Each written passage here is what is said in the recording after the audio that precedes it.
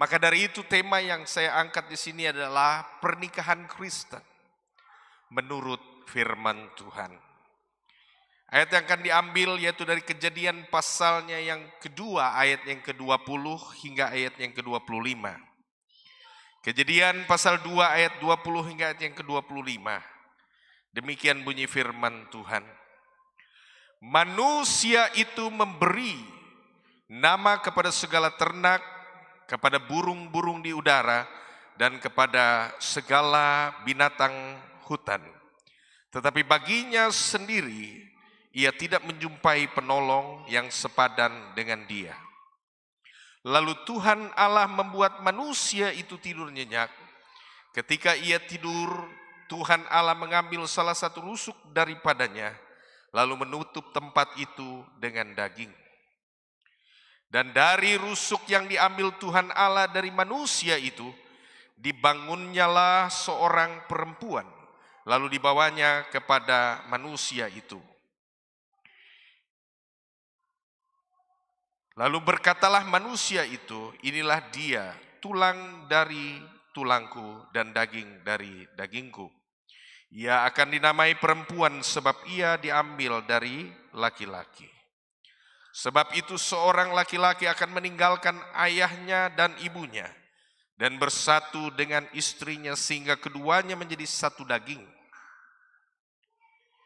Maka mereka keduanya telanjang, manusia dan istrinya itu, tetapi mereka tidak merasa malu.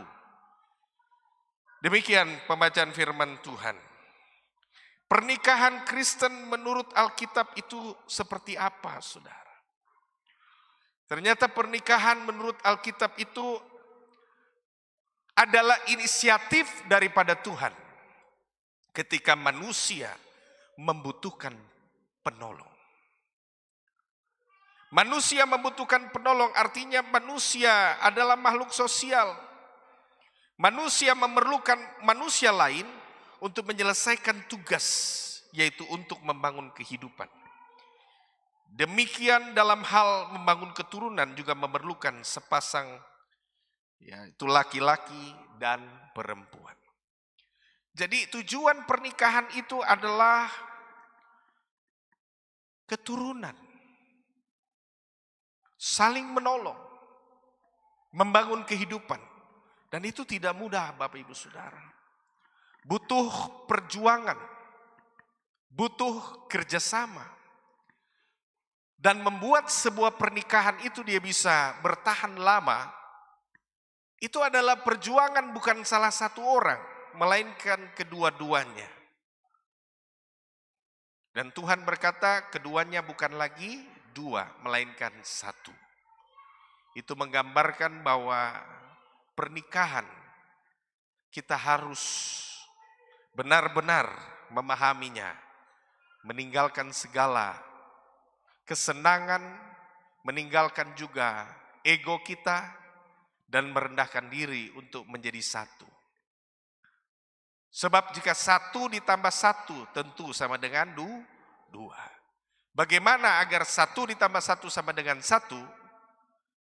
Yaitu dengan kita mengorbankan setengah dari ego, kehendak, dan sifat kita, karakter kita, setengah itu dibuang. Sehingga setengah dari laki-laki, setengah dari perempuan, baru mereka bisa menjadi satu. Pernikahan itu membutuhkan, saudara, upaya, perjuangan, yaitu untuk menjadi satu. Saudaraku yang terkasih dalam Kristus, pada Kejadian 2 ayat 21 dikatakan Allah membuat manusia tidur nyenyak, mengambil salah satu rusuk daripadanya, lalu menutup tempat itu dengan daging. Ambil rusuk, kemudian tempat itu ditutup dengan daging. Tuhan tidak ganti rusuk baru dari tanah liat, namun ditutup begitu saja. Itulah sebabnya Bapak Ibu Saudara, ada tempat yang kosong dari seorang laki-laki jika dia kehilangan sang wanitanya. Mungkin wanita boleh kehilangan, mungkin wanita bisa meninggalkan sang pria, tapi kecenderungan laki-laki tidak bisa melupakan sang wanitanya. Dia akan selalu merasa kosong. Karena tadi dikatakan tulang rusuk yang dibangun itu lalu ditutup dengan daging, bukan ditutup dengan tulang. Itu sebabnya kita bisa memahami itu, saudara, bahwa laki-laki sangat membutuhkan perempuan. Tanpa perempuan, laki-laki tentu akan hampa, kosong. Ya, kalau perempuan tentu bisa hidup tanpa laki-laki, tapi laki-laki tanpa perempuan biasanya tidak bisa. Dia sangat membutuhkan. Kemudian yang berikut, Bapak Ibu Saudara, dari rusuk itu diambil Tuhan, dibangunnyalah manusia, perempuan itulah kemudian dibawanya kepada manusia itu atau Hawa atau Adam. Nah, artinya wanita adalah penolong bagi manusia laki-laki. Dikatakan penolong karena memang sifatnya yang diambil dari tulang rusuk, bukan dari tulang lain. Ini saudara bisa lihat seperti pada slide kita. Yang berwarna coklat pada rangka manusia itulah yang disebut dengan rusuk. Kenapa Tuhan pilih bukan tulang tangan, tulang kaki, tapi kenapa jadi tulang rusuk yang dijadikan Tuhan untuk membangun wanita? Karena ternyata fungsi daripada tulang rusuk itu, saudara, sangat ringan dan elastis dibanding dengan tulang lainnya. Sehingga dia bisa melindungi dan mendukung fungsi organ yang ada di dalam dada. Seperti paru-paru, jantung, si pensaraf, kelenjar, timus, dan juga esofagus. Jadi dia fungsinya melindungi, tetapi yang kedua juga untuk membantu pernafasan. Jadi coba saudara narik napas. Dia mulai merenggang. Kenapa tulang ini elastis dan mudah merenggang? Karena fungsinya bisa membantu pernafasan. Dia elastis, dia lentur, dia membantu pernafasan. Itulah sebabnya tulang rusuk itu fungsi utamanya membantu pernafasan. Sedemikianlah makanya Allah pilih tulang rusuk, bukan tulang iga. Ya, tulang sengkel, tulang-tulang lainnya tidak. Karena memang diciptakan, tulang rusuk adalah sifatnya membantu pernafasan. Dia sifatnya melindungi. Ya, tulang rusuk itu dia melindungi.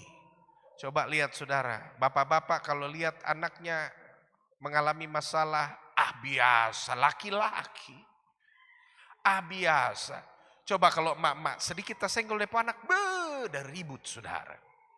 Kenapa itu terjadi? Karena memang sifat utamanya melindungi tetapi juga membantu. Tulang rusuk dapat tumbuh kembali jika selaput yang mengelilinginya dibiarkan pada tempatnya. Dia bisa tumbuh sendiri, makanya Tuhan ambil tulang rusuk karena nanti dia tumbuh lagi. Dia bisa tumbuh lagi saudara, dia mengisi lagi tempat yang patah atau hilang diambil itu. Tulang rusuk itu bicara independen, perempuan itu independen saudara. Makanya sebagai seorang laki-laki, kita ini bukan kaum paling kuat, tidak. Justru sebenarnya mau dibilang kita ini kaum paling lemah. Karena kita tidak bisa independen. Tulang rusuk itu dia bisa independen. Ya, maka dari itu saudara kita harus menghargai kaum wanita. Selain dia adalah ibu daripada anak-anak kita, tetapi juga dia adalah penolong dalam kehidupan kita. Sebagaimana dia diciptakan awal sebagai tulang rusuk yang membantu pernafasan tapi juga melindungi. Dan dia juga mampu tumbuh sendiri. Saudara lihat, ada perempuan, kalau laki-laki sakit sudah dia langsung tidak bisa bergerak. Tapi kalau perempuan sakit, dia masih bisa cuci piring, cuci baju saudara. Karena hampir tidak ada cerita perempuan itu sakit. Ya, kalau suami telah meninggal, coba lihat anak-anak itu biasanya tetap berhasil saudara. Tetap bisa bersekolah, tetap bisa jadi orang sukses. Tapi kecenderungan kalau yang meninggal ibu, waduh, kadang-kadang anak-anak tidak jelas saudara. Ya, ini perlu kita hargai saudara. Maka dari itu pernikahan ini kita saling menghargai. Kedudukan perempuan itu jangan kita pandang remeh. Sebab mereka membuat juga anak-anak itu berhasil saudara.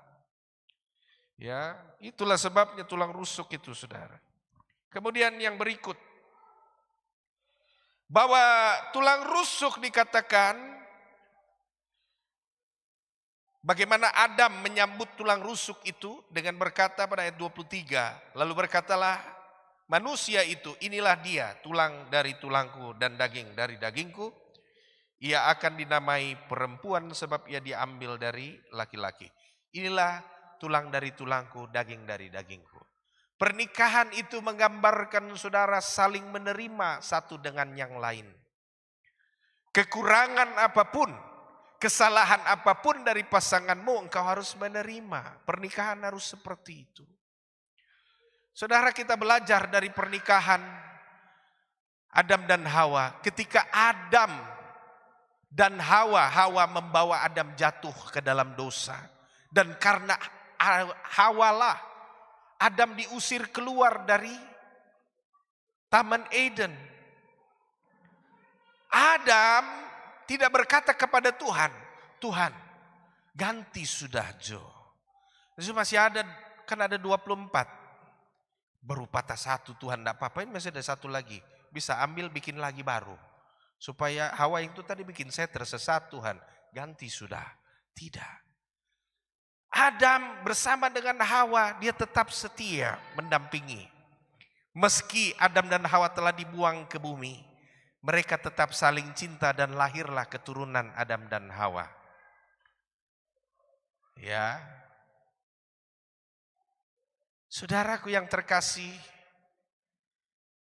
Kain dan Habel itu dilahirkan bukan pada saat sebelum Adam jatuh di dalam dosa dan dibuang keluar. Tapi Kain dan Habel itu hadir setelah manusia telah jatuh dan dibuang. Artinya dia tidak minta sama Tuhan, Tuhan masih ada tulang lain, boleh ambil yang lain ini, bikin lagi baru kah? Begitu. Enggak. Pernikahan menggambarkan apapun kekurangan daripada tulang rusuk kita, apapun kekurangan daripada sang laki-laki, kita harus saling menerima. Itulah pernikahan. Tadi saya menyampaikan dalam khutbah pagi, bagaimana Abraham ketika Sarah dikatakan diambil oleh Firaun dan menjadi istrinya. Ya, tertulis sekali dalam Alkitab. Abraham, Sarah itu diambil oleh Firaun dan dijadikan istri. Namun ketika Sarah dikembalikan kepada Abraham, Abraham tidak segan-segan menyambut dia dan tetap mencintainya.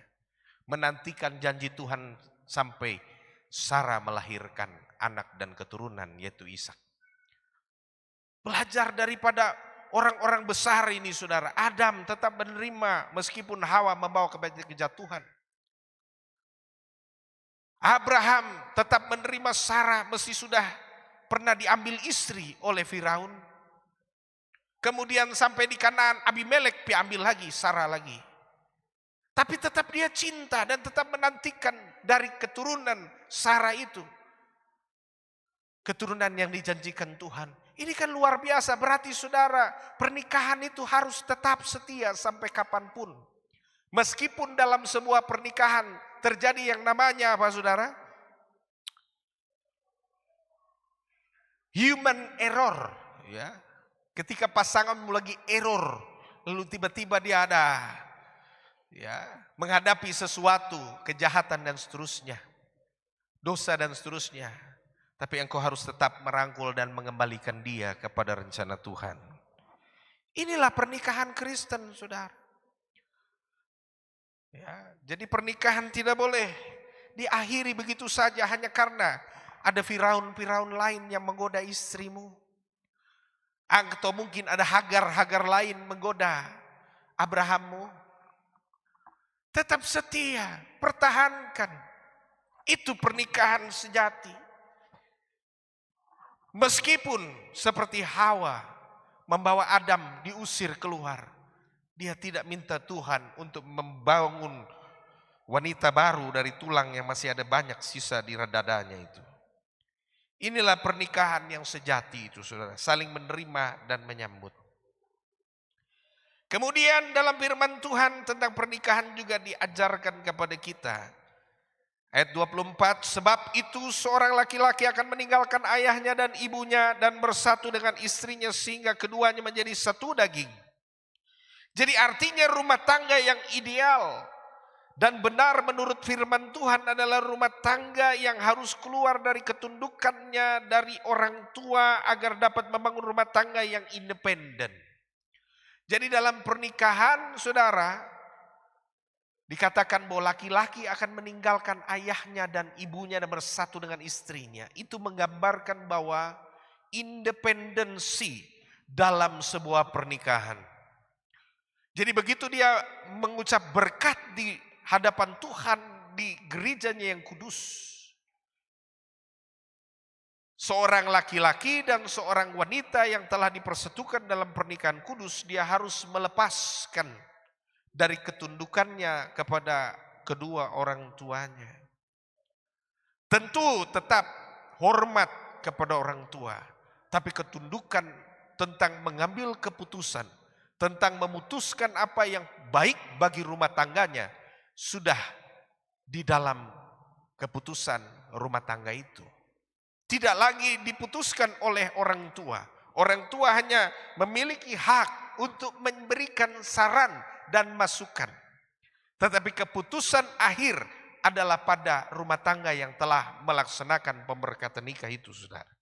Itulah sebab artinya laki-laki akan meninggalkan ayahnya dan ibunya dan bersatu dengan istrinya. Jadi segala hal tentang keputusan sudah tidak lagi langsung diputuskan oleh orang tua. Melainkan dia harus independen, dia harus mandiri, dia harus berwibawa, dia harus menyadari bahwa sekarang dia bukan lagi anak-anak lagi, melainkan dia sebagai seorang suami, seorang bapak, untuk bisa mengambil keputusan bagi rumah tangganya, dia akan putuskan bersama dengan istri yang dia nikahi itu, saudara.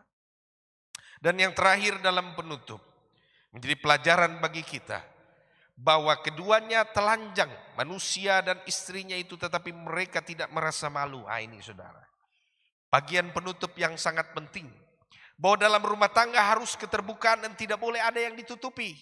Kata telanjang ini artinya bahwa jangan sampai di salah satu pasangan itu mendapat informasi dari orang lain dan dia adalah orang yang kedua bahkan yang terakhir tahu. Ya, jadi tidak boleh Bapak Ibu Saudara. Pernikahan itu artinya telanjang, itu artinya keduanya tidak merasa malu, tidak boleh ada yang ditutup-tutupi. Jadi orang yang menikah tidak boleh merasa malu tentang rahasianya, tidak boleh merasa malu juga tentang keputusan dan apa yang terjadi. Dia harus menjadi orang yang pertama tahu apa yang harus dan apa yang terjadi. Jadi jangan sampai dia tahu dari dia punya teman, jangan sampai dia tahu dari dia punya adik, jangan sampai dia tahu dari dia punya mertua. Tidak boleh. Istri dan suami harus menjadi orang yang pertama tahu segala informasi dalam kehidupan rumah tangga itu. Orang lain harus menjadi kedua. Jangan terbalik. Pernikahan harus seperti itu. Itulah esensi pernikahan Kristen, Bapak Ibu Saudara. Kalau saudara kita semua taat, maka pernikahan Kristen yang sesuai dengan aturan firman Tuhan telah benar-benar dilaksanakan dan tergenapi.